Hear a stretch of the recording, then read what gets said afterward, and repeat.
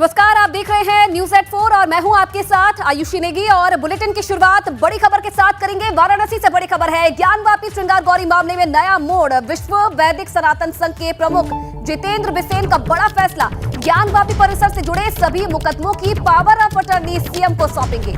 5 मामले विश्व वैदिक सनातन संघ पावर ऑफ अटॉर्नी सीएम योगी को सौंपेगा। 15 नवंबर तक पूरी कर ली जाएगी कानूनी प्रक्रिया। तो ये नया मोड़ ज्ञानवापी मामले में आता हुआ नजर आया है। 5 मामले में पावर ऑफ अटॉर्नी सीएम योगी को सौंपने का फैसला लिया गया है और 15 नवंबर तक ये पूरी कानूनी प्रक्रिया जो है उसे पूरा कर लिया जाएगा। तो ये बड़ी जानकारी फिलहाल मिल रही है वाराणसी ज्ञानवापी श्रृंगार गौरी मामले में। और चलिए नीतीश फिलहाल इस खबर पर और ज्यादा जानकारी के लिए जुड़ रहे हैं। नीतीश, क्या और जानकारी मिल रही है फिलहाल इससे जुड़ी? इंतजार करना होगा और 15 नवंबर की वो तारीख अब इस पूरे मामले को कहीं न कहीं एक अलग मोड़ देती हुई नजर आएगी। दो पक्षों की लड़ाई में एक खेमा जो है जितेंद्र सिंह बिसेन का अब सीएम योगी की शरण में जा चुका है। आपको बता दें कि जो विश्व वैदिक सनातन संघ के प्रमुख हैं जितेंद्र सिंह बिसेन, उन्होंने फैसला लिया है कि ज्ञानवापी परिसर से संबंधित सभी मुकदमे जो विश्व वैदिक सनातन संघ द्वारा संचालित है उनकी power of attorney Uttar Pradesh के मुख्यमंत्री योगी आदित्यनाथ को सौंप दी जाएगी।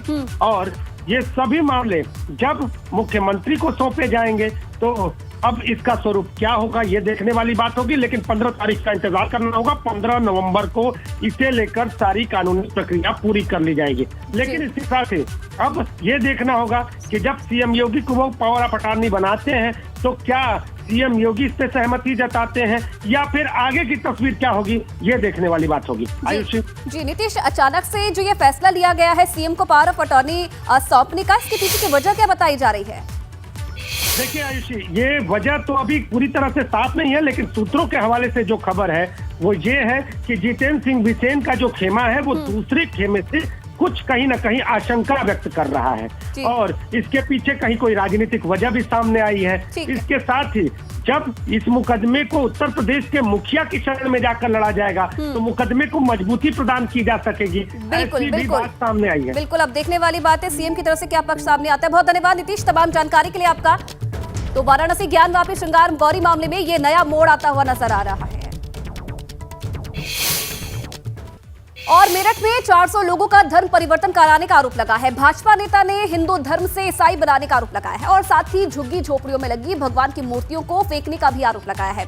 भाजपा के जिला मंत्री दीपक शर्मा ने बड़ी संख्या में लोगों को साथ एसएसपी रोहित सिंह सचवाण से मुलाकात की है और उनके सामने धर्मांतरण मामला भी उठाया है, जिसके बाद एसएसपी ने जांच के आदेश दिए थे। पुलिस ने 9 लोगों के खिलाफ केस दर्ज कर दिया है, जिसमें दिल्ली के एक पादरी का नाम भी शामिल है। पूरे मामले पर मेरठ के एसएसपी ने अब जांच के आदेश दे दिए हैं। माना यह जा रहा है कि झुग्गी झोपड़ियों में रहने वाले बड़ी संख्या में जो लोग हैं उनका धर्म परिवर्तन किया गया है।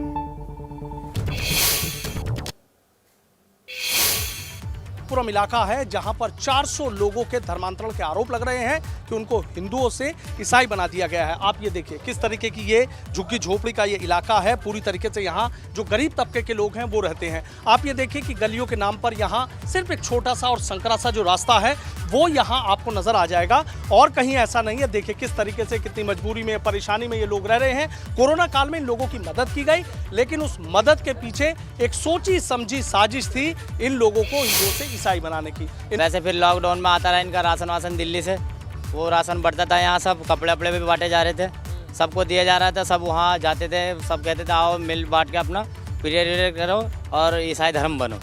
हम चाहते थे, हमने कहा हम ईसाई धर्म नहीं चाहते हैं, जो हमारा हिंदू धर्म है वो हिंदू धर्म में रहो। गरीब आदमी का धर्म परिवर्तन करवा रहे जबरदस्ती करके, सर गुमराह करके पैसे का लालच दे गया, मतलब तेल आटा राशन पानी ऐसे करके। वहाँ पे जो भगवान की मूर्तियाँ और पोस्टर थे वो फाड़ दिए थे या फेंक? फाड़ रहे, लिपट गए थे तो लड़ने मरने के लिए। और क्या लड़ने लगे? हाँ जी, हाँ। कौन लोग थे?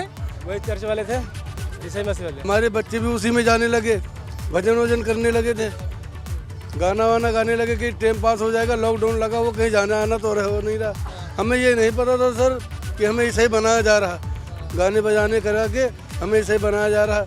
हमें तो इतनी पता थी कि बस इधर से खाना आ रहा है, इधर से आ रहा, लॉकडाउन की वजह से हम खा रहे हैं। ये है बात। इस मामले को उठाया था, बहुत गंभीर मामला। योगी राज चला, योगी राज में कैसे आप धर्मांतरण की उम्मीद कर सकते हैं? 1 2 नहीं 400 लोगों की बात आती है। देखिए, सच बात यह है कि इनकी गरीबी का और इनकी ज़रूरतों का फ़ायदा उठाकर ईसाई मिशनरी जहाँ पर सक्रिय हुई है और आप देख सकते हैं सेवा बस्ती है, मलिन बस्ती है। कोविड के दौरान इनको भोजन की व्यवस्था करना, कुछ कपड़ों की व्यवस्था करना, कुछ पैसों की व्यवस्था करना, जो भी जिस प्रकार से फिर अपने प्रार्थना स्थल उन्होंने ये चर्च बनाया है स्थायी रूप से, जो अवैध है, अभी भी खड़ा हुआ है। वहाँ पर ये सचिन जी भाई भी गए थे, इन्होंने देखा कुछ चीज़ें वहाँ पकड़ी भी गई, कुछ रजिस्टर भी पकड़े गए, कुछ नाम भी पकड़े गए। हमने 9 लोगों के खिलाफ नाम दर्ज रिपोर्ट भी है, लोगों की गिरफ्तारी भी हुई है। और सच बात यह है कि योगी जी की सरकार है, लोगों के प्रति उनमें विश्वसनीयता है सरकार के प्रति। लेकिन ये मामला मेरठ जैसे संवेदनशील शहर में होने के बावजूद जब ये घटनाक्रम 100-150 लोग मेरे पास आए, तो कल मैं कप्तान साहब के पास गया, उनको घटनाक्रम से अवगत कराया और कुछ गिरफ्तारियां भी हुई हैं। और मैं समझता हूं ऐसे लोग जो इस समय काम कर रहे हैं उनको बहुत सख्ती से निपटा जाएगा और इसकी कभी पुनर्स्थिति नहीं उत्पन्न होगी। देखना ये होगा कि इस मामले में पुलिस क्या सख्त एक्शन लेती है और इस सिंडिकेट को कौन चला रहा है। कहीं ऐसा तो नहीं कि विदेश से इसको लेकर फंडिंग की गई। ये तमाम ऐसे पहलू हैं कि जो जांच के बाद साफ हो पाएंगे। वीडियो जर्नलिस्ट सतेंद्र सिंह के साथ सनुज शर्मा, एबीपी गंगा, मेरठ। तो धर्मांतरण के मामले में पुलिस गहनता से जांच में जुट गई है, तमाम पहलुओं पर जांच की जा रही है और इस मामले में मेरठ के एसपी सिटी का क्या कुछ कहना है वो भी आपको सुनवाते हैं। मेरठ में 400 लोगों के धर्मांतरण के आरोप का मामला लगातार तूल पकड़ता जा रहा है और इस मामले में पुलिस ने भी अब सख्त एक्शन ले लिया है। क्या पुलिस की तरफ से पूरी कार्रवाई की गई है, यही हम बात कर लेते हैं। एसपी सिटी मेरठ है पीयूष कुमार सिंह। सर, एक चीज जानना चाहूंगा, मामला बेहद गंभीर है, धर्मांतरण का आरोप तमाम लगे हैं, मुकदमा भी दर्ज कर लिया गया, क्या कार्रवाई की गई? देखिए, कल कुछ लोग एसएसपी ऑफिस में आए थे। ये थाना ब्रह्मपुरी क्षेत्र के मंगतपुरम के रहने वाले थे। इन लोगों का कहना था कि जब लॉकडाउन लगा हुआ था और चीज़ें काफ़ी मुश्किल हो गई थी, उस कंस्टेंट्स का फ़ायदा उठाकर कुछ लोग इनके पास आए और इनको खाने पीने का सामान, कपड़े और कुछ पैसे आदि का लालच देकर धीरे धीरे इनको क्रिश्चियनिटी की तरफ मोल्ड किए। इनका ये भी कहना है कि इनको चर्च भी ले जाने लगे। इसके बाद दिवाली के समय जब ये लोग हिंदू देवी देवताओं की पूजा शुरू किए, तो कुछ लोग इनके पास आकर कहे कि आप लोगों ने क्रिश्चियनिटी अडॉप्ट कर ली है, अब आप लोग हिंदू देवी देवताओं की पूजा न करें और इन मूर्तियों को तोड़ दें। इस तरह की एप्लीकेशन प्राप्त हुई थी। एप्लीकेशन के आधार पर थाना ब्रह्मपुरी पर unlawful conversion of religion act के तहत अभियोग पंजीकृत किया गया है। इसमें 9 व्यक्तियों को आरोपित बनाया गया है। विवेचना थाना ब्रह्मपुरी पुलिस द्वारा की जा रही है। साक्ष्य के आधार पर आगे की कार्रवाई अमल में लाई जाएगी। कुछ लोगों की अरेस्टिंग हुई है या कुछ लोगों से और? इसमें कुछ लोगों को थाने लाकर पूछताछ की जा रही है कि वास्तविक घटनाक्रम क्या रहा है। लेकिन मामला तो बेहद गंभीर है, शायद इसीलिए तमाम मुकदमे भी दर्ज हुए हैं और आगे आपने तफ्तीश शुरू की। नहीं, ये कॉग्निजेबल ऑफेंस उसमें प्राइमा फेसी मीट आउट हो रहा था, तो हमने एफआईआर लॉन्च कर दी है। सख्त एक्शन लिया जाएगा, प्रॉपर लीगल एक्शन लिया जाएगा। प्रॉपर लीगल एक्शन लिया जाएगा। तो हमारे साथ थे एसपी सिटी हैं पीयूष कुमार सिंह, जिनका सीधा ये कहना है कि जो भी तहरीर मिली उसके आधार पर पुलिस ने मुकदमा दर्ज कर लिया है और इस मामले में तफ्तीश बड़ी गहनता से की जा रही है। जो भी लोग इसमें दोषी होंगे उनके खिलाफ सख्त कार्रवाई पुलिस की तरफ से की जाएगी। पुलिस ने कई टीमें भी इस मामले में गठित कर दी हैं जो बहुत ही गहनता से जांच कर रही हैं। अब देखना ये होगा कि इसमें पूरी तरीके से क्या तस्वीर निकलकर सामने आती है और जिन 9 लोगों के खिलाफ मुकदमा दर्ज किया गया है, आखिर उनकी गिरफ्तारी कब तक हो पाती है। वीडियो जर्नलिस्ट सतेंद्र सिंह के साथ सनुज शर्मा, एबीपी गंगा, मेरठ। और देखिए, इसी मामले से जुड़े संगीत सोम का बड़ा बयान सामने आया है। धर्मांतरण करने वालों पर लगेगी रासुका। संगीत सोम ने यह बड़ा बयान दिया है। देशद्रोह के आरोप में भी कार्रवाई होगी, आरोपियों पर ऐसी कार्रवाई होगी जो कि नजीर बनेगी। संगीत सोम का यह कहना है, सपा की सरकार नहीं है जो कार्रवाई ना हो, धर्म परिवर्तन में बाहर का भी हाथ होगा और ऐसे मामले इंटरनेशनल होते हैं, लेकिन आरोपी बख्शे नहीं जाएंगे। मैंने सख्त से सख्त एक्शन के लिए अधिकारियों से भी बात की है। तो संगीत सोम का धर्मांतरण मामले पर यह बड़ा बयान सामने आया है। उनका कहना है कि जो भी आरोपी होगा उस पर रासुका लगाई जाएगी।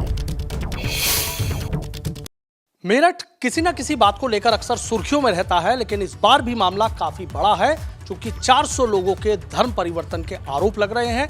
इस मामले में मुकदमा भी कायम हो गया है, कई लोगों को गिरफ्तार भी कर लिया गया है।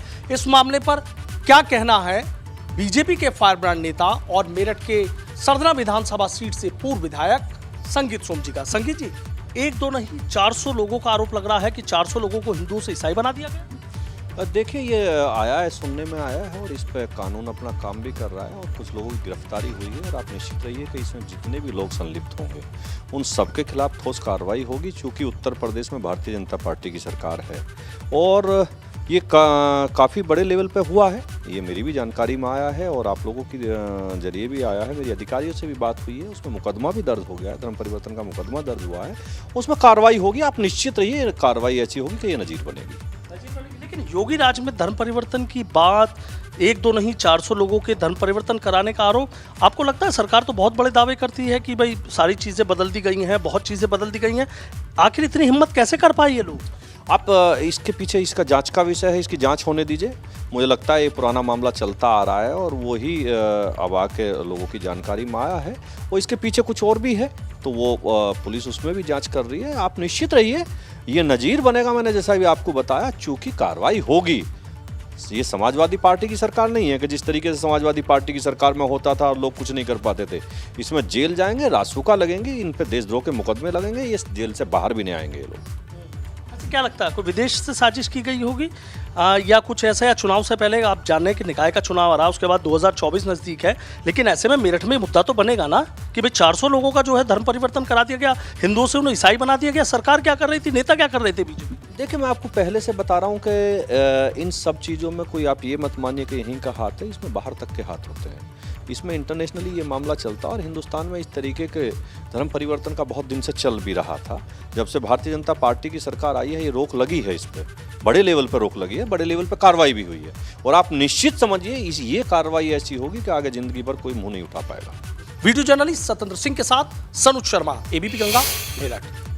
और चलिए आगे बढ़ेंगे। बाराबंकी से इस वक्त की बड़ी खबर आ रही है। डिप्टी सीएम ने अस्पताल का औचक निरीक्षण किया है। अस्पताल में कमियां मिलने पर सीएमएस को निर्देश दिए गए हैं। अस्पताल में गंदगी मिलने पर डिप्टी सीएम ब्रजेश पाठक भड़के। अस्पताल में लगे नल से पानी न आने पर भी नाराज हुए तो औचक निरीक्षण करने पहुंचे बाराबंकी के अस्पताल में, और कमियां मिलने पर सीएमएस को निर्देश दिए हैं। अस्पताल में गंदगी भी देखी, जिस पर डिप्टी सीएम भड़के हुए नजर आए। अस्पताल में लगे नल से पानी न आने पर भी नाराज हुए और अधिकारियों को, प्रशासन को ये निर्देश दे दिए गए हैं कि जल्द से जल्द इन सभी कमियों पर काम किया जाए।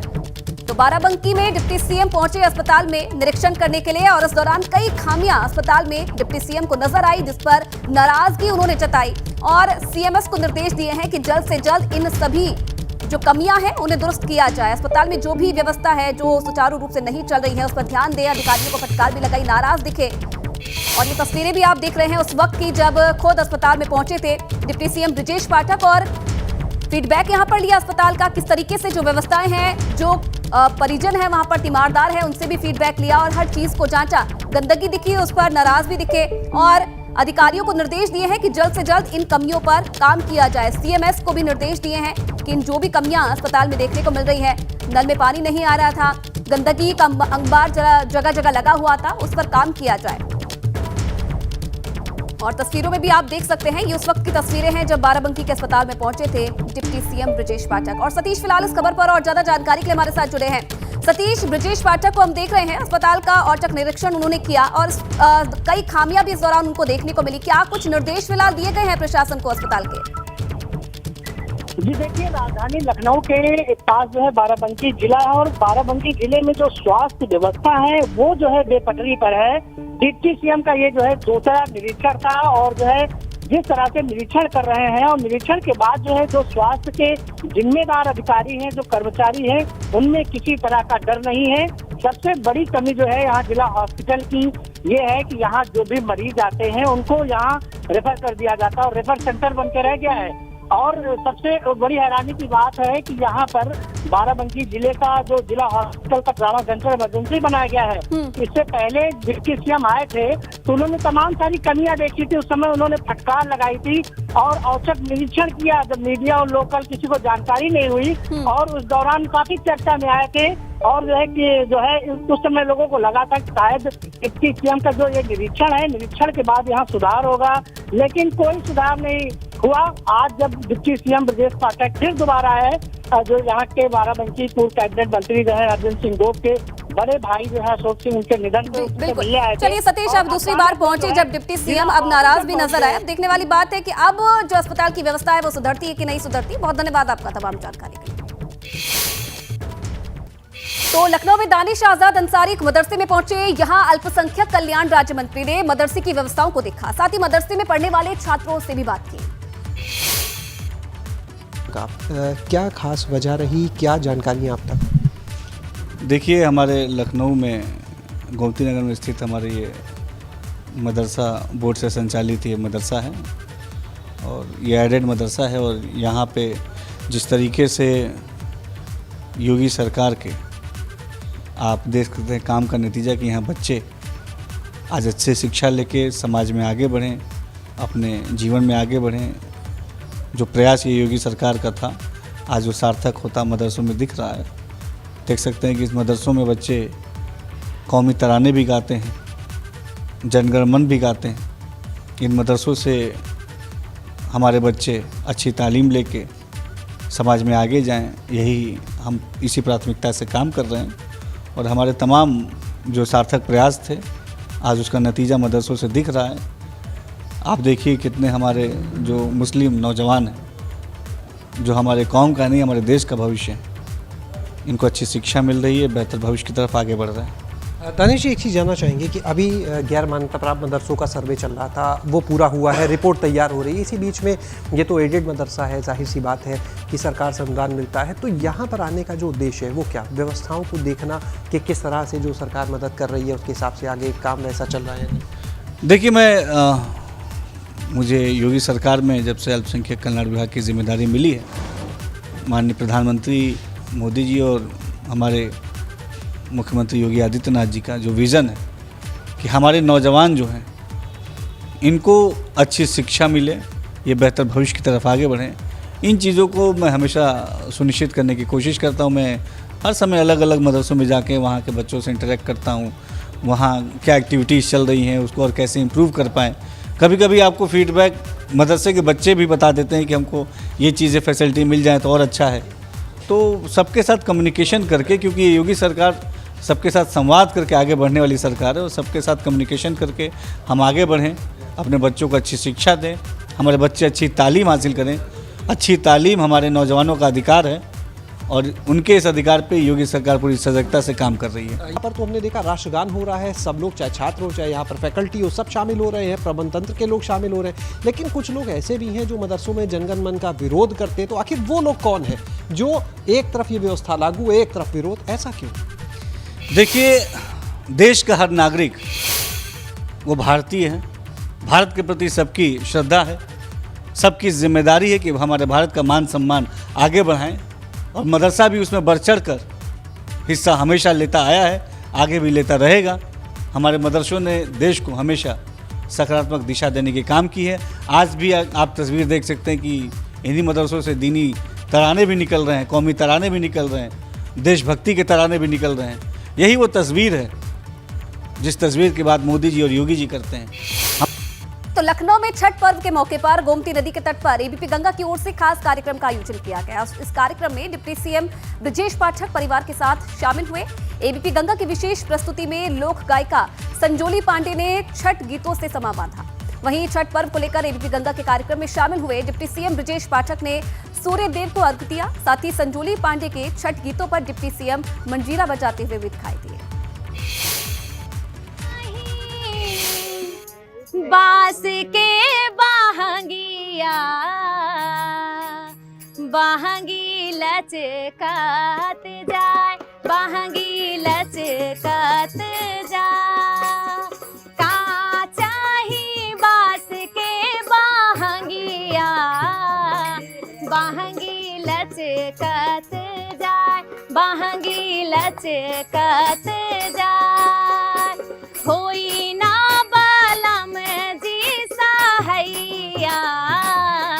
बाहंगी घाटे पहुँचाए, बाहंगी घाटे पहुँचाए, बाहंगी घाटे पहुँचाए, बाट जे पूछेला बटोहिया, बाहंगी के करा के जाए, बाहंगी के करा के जाए, तू ता आन्हर हवे रे बटोहिया, बाहंगी छठी मैया के जाए, बाहंगी छठी मैया के जाए, काचा ही बांस के बाहंगिया बाहंगी लचकात जाए, बाहंगी लचकात जाए, सुनी ना बालम जी गोहरिया,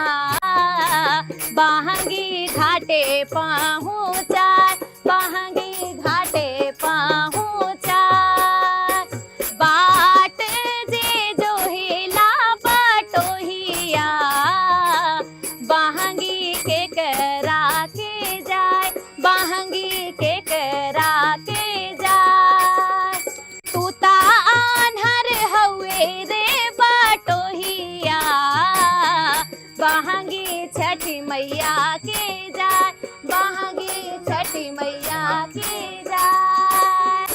ढेर आवाजे फरेला घावद से ओ पे सुगा में डराय ओ पे सुगा में उदे खबरी जानई बे आदित से सुगा दिले झूठिया सुगा दिले झूठिया सुगनी जानई बे आदित से सुगा दिले झूठिया सुगा दिले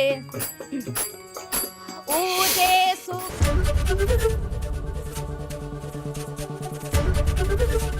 एबीपी गंगा, खबर आपकी, जुबान आपकी।